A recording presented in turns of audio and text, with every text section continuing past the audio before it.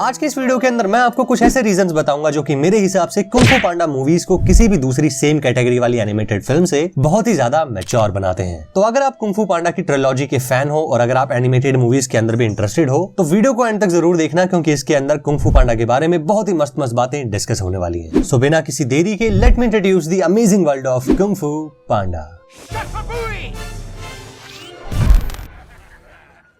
सबसे पहले सीधी बात ये कि ये मैच्योर फिल्म कौन सी होती है, तो शायद आप इसके ऊपर बोलो कि भाई ऐसी कोई फिल्म जिसके अंदर गालियां हो, गैंग वॉर्स, खून खराबा हो, ड्रग कार्टेल्स हो या फिर न्यूडिटी हो। अब यार मैच्योर वर्ड से तो देखो यही सब चीजें ध्यान में आती हैं, जो एक तरीके से देखा जाए तो बात तो ठीक है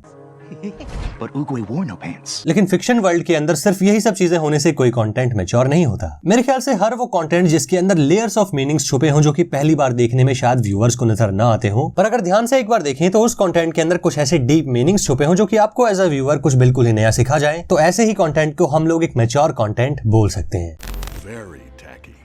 और कुंग फू पांडा के केस में उसकी कैरेक्टर डिजाइनिंग इतनी चालाकी से की गई है जो कि अपने अंदर कई सारे मीनिंग्स दबा के बैठी है। एनिमेटेड मूवीज के अंदर ऐसा जरूरी नहीं होता कि मेन कैरेक्टर्स हमेशा ह्यूमंस ही हो। किसी मूवी के अंदर अगर कोई वीडियो गेम के कैरेक्टर्स हैं तो किसी मूवी के अंदर कुछ टॉयज हैं, और ठीक ऐसे ही कुंग फू पांडा यूनिवर्स के अंदर के कैरेक्टर्स एनिमल्स हैं। लेकिन अगर मैं आपको कहूं कि कुंग फू पांडा के एक एक मेन कैरेक्टर की डिजाइनिंग से किसी न किसी रियल लाइफ स्टीरियोटाइप को ब्रेक करने की कोशिश की गई है, तो शायद आप लोग मुझको एक ओवरथिंकर बोल दो। बट एक बार मैं आपको मूवी के अंदर से कुछ एग्जाम्पल बताता हूँ, फिर देखते हैं कि आप लोग क्या कहते हो। Inner peace. पूरे की पूरी कुंग फू पांडा फ्रेंचाइज के one of the most popular characters में से एक मास्टर ओगवे का कैरेक्टर एक 1000 साल बूढ़ा टॉर्टॉइज यानी कि कछुआ है। कुंग फू पांडा के फर्स्ट पार्ट के अंदर जब आप इस कैरेक्टर को पहली बार देखोगे तो आपको लगेगा कि यार ये कोई वॉरियर थोड़ी हो सकता है, ये तो बस इस बड़े से जेड पैलेस के कोई बूढ़े से मॉन्क है। पर असल में आपके ऐसा सोचने में ही तो असली पॉइंट है। Looks can be very deceiving मेरे दोस्त। कुंग फू पांडा सीरीज की स्टोरी के अकॉर्डिंग मास्टर ओगवे कुंग फू जैसी स्पीड मार्शल आर्ट के क्रिएटर है, पूरी दुनिया के one of the skilled kung Foo Fighters में से एक है, और एक बूढ़ा कछुआ होने के बाद भी सुपर पावरफुल है। अब क्योंकि ये फिक्शन की दुनिया है तो यहाँ पे तो सब कुछ पॉसिबल है, लेकिन मेरे हिसाब से मास्टर ओगवे को एक कछुए का डिजाइन देने के पीछे एक बहुत ही स्मार्ट मैसेज दिया गया और एक इस तरीके के स्टीरियोटाइप को तोड़ा गया कि दुनिया चाहे आपके बारे में कुछ भी कहे, लेकिन जब तक आपके इंटेंशंस अच्छे हैं और आप अपने लाइफ के गोल्स को लेकर सच में फोकस्ड हैं, तो at the end of the day ऐसी कोई भी चीज नहीं है जिसको आप ना कर पाओ। There are no accidents.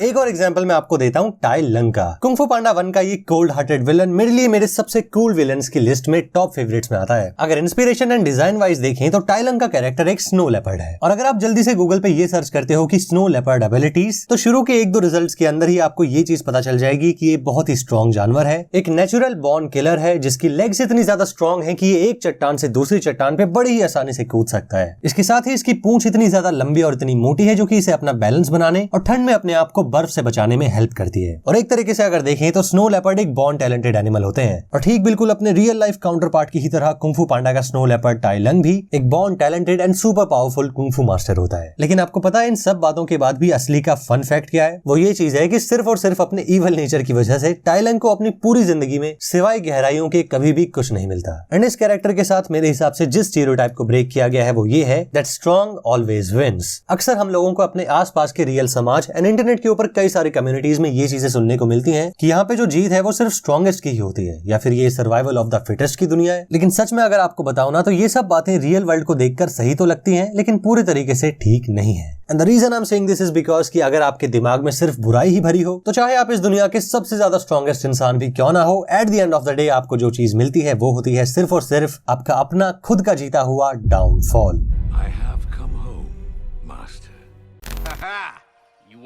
और ये तो सिर्फ 2 एग्जांपल्स हैं। कुंग फू पांडा यूनिवर्स इस तरीके के स्टीरियोटाइप ब्रेकिंग कैरेक्टर डिजाइन से भरा हुआ है, एंड सबको अगर मैं इस वीडियो के अंदर कवर करने बैठ गया तो ये वीडियो बहुत ही ज्यादा बड़ी बन जाएगी। लेकिन ट्रस्ट मी, मेन कैरेक्टर पो का एक पांडा डिजाइन, मेंटिस का डिजाइन, टाइग्रेस का डिजाइन, शन का डिजाइन और बाकी सभी मेन कैरेक्टर्स के डिजाइन के पीछे इतने ही डीप मीनिंग्स छुपे हुए हैं। एंड अगर आप जानते हो कि इन सभी कैरेक्टर डिजाइन के पीछे कौन से मीनिंग्स हैं या फिर कौन से स्टीरियोटाइप्स तोड़े गए हैं, तो कमेंट करना आई डिकोड और सामने उस कैरेक्टर का नाम एंड मीनिंग जिसको आपने डिकोड किया है। Don't cry.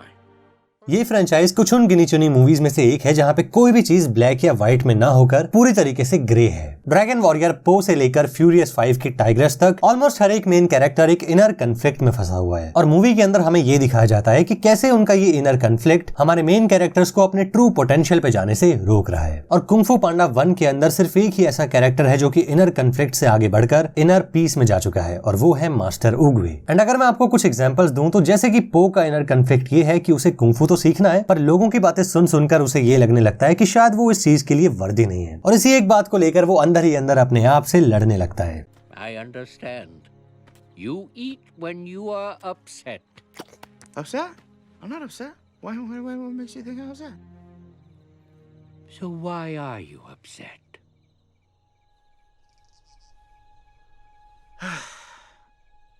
I probably sucked more today than anyone in the history of Kung Fu, in the history of China, in the history of sucking.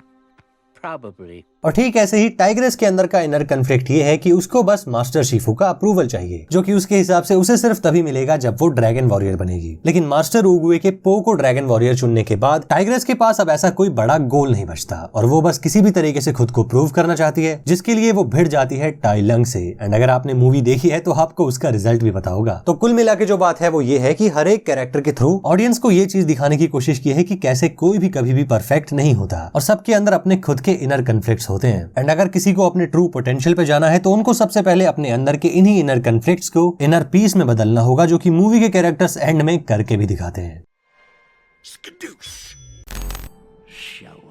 Hidden calibre channel पे मुझे मिलाकर ज्यादातर part of the audience जो है वो हम सब लोग एनिमे देखते हैं और एनिमे वॉचर्स की ये बात काफी खास है कि उनको ये पता होता है कि एक परफेक्ट स्टोरी के अंदर एक परफेक्ट विलन की कितनी इंपॉर्टेंस होती है और जितनी ज्यादा इंपॉर्टेंट एक मेन कैरेक्टर की जर्नी होती है उतनी ही इंपॉर्टेंट जर्नी एक विलन की भी होती है। एंड गेस व्हाट, कुंग फू पांडा के तीनों पार्ट्स के अंदर जो विलन्स है वो तीनों अपने आप में बिल्कुल परफेक्ट और एक दूसरे से बिल्कुल ही यूनिक है। जैसा कि हम जानते हैं पहला है टाई लंग जिसे रिवेंज की तलाश है। मेरे ख्याल से पूरी की पूरी कुंग फू पांडा सीरीज में टाई लंग की स्टोरी सबसे ज्यादा इमोशनल है क्योंकि टाई लंग जो है ना वो हमेशा से बुरा नहीं था लेकिन बचपन में उसे ट्रेन करते वक्त शिफू का उसके दिमाग में ये थॉट डालना कि वो एक चूजन वन है और सिर्फ वही ड्रैगन वॉरियर बनने के लायक है। बचपन से अपने पेरेंट जैसे मास्टर से ये बातें सुनने के बाद टाई लंग ये बात मान चुका था कि उससे बेहतर कोई नहीं है एंड दैट्स व्हाई उसके अंदर का यही एरोगेंस उगवे को एक तरीके से डार्कनेस के रूप में नजर आता है जिसकी वजह से वो उसे रिजेक्ट कर देते हैं और उसके बाद टाई लंग को ऐसा लगता है कि उसके साथ एक बहुत बड़ा धोखा हुआ है और वो बन जाता है एक कोल्ड हार्टेड किलर। और ठीक इसी तरीके से पार्ट 2 में लॉर्ड शेन जो एक रॉयल फैमिली का प्रिंस होता है और इसके साथ ही एक बहुत बड़ा नार्सिसिस्ट एंड सैडिस्ट भी होता है जिसे हमेशा से ये लगता है कि पूरे चाइना के ऊपर बस उसी का राज होना चाहिए। और तीसरे एंड फाइनल पार्ट के अंदर जनरल काई जिसकी सिर्फ एक ही भूख है और वो है पावर। उसे बस अनइमेजिनेबल पावर चाहिए और उसके अलावा किसी और के पास पावर हो ये चीज उसे बिल्कुल पसंद नहीं। और मेरे हिसाब से तीनों पार्ट्स के अंदर के तीनों main villains revenge, corruption and power जैसे strong but real life ideologies को रिप्रेजेंट करते हैं। Good afternoon, gentlemen. Now we've got the pleasantries out of the way. Please leave my house. My time has come. And अगर आप मुझसे बोलोगे कि kung फू पांडा की पूरी ट्रिलॉजी के अंदर से कोई एक ऐसी चीज उठाओ जो तुमको सबसे ज्यादा अच्छी लगती हो, लेकिन शर्त यहाँ पे ये है कि सिर्फ एक ही चॉइस कर सकते हो, तो ऐसे केस में अब चाहे कुछ भी हो जाए लेकिन कम से कम मैं 2 चीजें तो उठाऊंगा ही। और कुंग फू पांडा की ये दोनों चीजें मेरी खुद की पर्सनल फेवरेट लिस्ट में से कभी भी बाहर नहीं निकलेंगी और वो दोनों चीजें हैं कुंग फू पांडा की लर्निंग्स एंड उसका पावरफुल एंड ब्यूटीफुल म्यूजिक। तो इन दोनों के अंदर से अगर सबसे पहले लर्निंग्स को देखें तो मैं पिक करूंगा कुंग फू पांडा 1 के अंदर के ड्रैगन स्क्रोल की लर्निंग को। और अगर आपने कुंग फू पांडा का पार्ट 1 देखा है तो आप जानते हो कि शुरू से लेकर एंड तक ड्रैगन स्क्रोल को लेकर कितनी हाइप बनाई गई। एंड आई थिंक मूवी के शुरू में कई सारे व्यूअर्स को ऐसा लगा होगा कि यार ये ड्रैगन स्क्रोल के अंदर ऐसा क्या निकलेगा जो इसको पढ़ने वाले यूजर को इतनी सारी पावर दे देगा। And trust me on this, आपका तो पता नहीं लेकिन मैंने जब अपने बचपन में ये मूवी सबसे पहली बार देखी थी ना तो मुझे तो उस टाइम ऐसा लगने लगा था कि इसके अंदर तो भाई कोई असली का ही ड्रैगन बैठा है। लेकिन मूवी के एंड में जब ये बस एक खाली सा रिफ्लेक्टिव स्क्रोल निकलता है तो मेरा बचपन वाला दिमाग उस टाइम पे इस बात को नहीं समझ पाया था। पर आज जब मैं इतने सालों के बाद इस पार्ट को जब फिर से देखता हूँ तो मुझे इससे ज्यादा बड़ी पावर कोई नहीं लगती कि ड्रैगन स्क्रोल का असली मकसद ये बताना था कि कोई भी स्पेशल इंग्रेडिएंट नहीं होता। There is no secret ingredient. It's just you. इस पूरी की पूरी दुनिया के अंदर ना तो कोई ऐसी पावर है और ना ही ऐसा कोई शॉर्टकट है जो कि आपके अंदर की अपने खुद की इनर विल से ज्यादा स्ट्रांग हो। जिंदगी के अंदर अंत में जो चीज सबसे ज्यादा मैटर करती है वो ये है कि आप अपने आप पर, अपने खुद पर कितना ज्यादा बिलीव करते हो। एंड पार्ट 1 के अंदर ड्रैगन स्क्रॉल की एक इतनी ज्यादा अमेजिंग लर्निंग के बाद कुंग फू पांडा का वो इतना ज्यादा एपिक म्यूजिक मेरे ध्यान से अभी तक नहीं उड़ता। अगर मैं आपको बताऊं कि पार्ट 1 के अंदर मेरी सबसे ज्यादा फेवरेट OSTs कौन सी हैं, तो वो होंगी Oogway ascends and sacred pool of tears. और भाई एक बार को बात ये भी है यार कि म्यूजिक एपिक हो भी क्यों ना, John Powell and Hans Zimmer जैसे मास्टर ने जो बनाया इसको। तो जाते जाते बस यही बोलूंगा कि अपनी लाइफ में मूवीज में चाहे कितनी भी देख लूं, लेकिन मेरे दिल के अंदर कुंग फू पांडा की जगह हमेशा हमेशा के लिए एक बहुत ही स्पेशल प्लेस पे रहेगी। तो इसके साथ ही ये थी 2022 की मेरी सबसे पहली वीडियो। आई होप आपको इसके अंदर की video editing, voice quality and content quality कुछ इंप्रूव लगी हो। थोड़े दिन पहले जैसे मैंने कहा था कि अब से मैं जापानीज एनिमे से हटके भी कुछ वर्ल्ड वाइड एनिमेशन कंटेंट को कवर करूंगा, तो ये उसी सीरीज की दूसरी वीडियो थी। आपको ये वीडियो और कुंग फू पांडा से जुड़ी ये बातें कैसी लगी, कमेंट करके मुझे और बाकी सभी लोगों को जरूर बताना। और इस सीरीज की दूसरी वीडियो को देखने के लिए आप यहाँ पे क्लिक करके इस वाली वीडियो को भी देख सकते हैं जो कि ट्रांसफॉर्मर्स प्राइम के बारे में है। तो अब इसके साथ ही धन्यवाद इसको यहाँ तक देखने के लिए। जल्दी मिलता हूँ एक और नई वीडियो के साथ।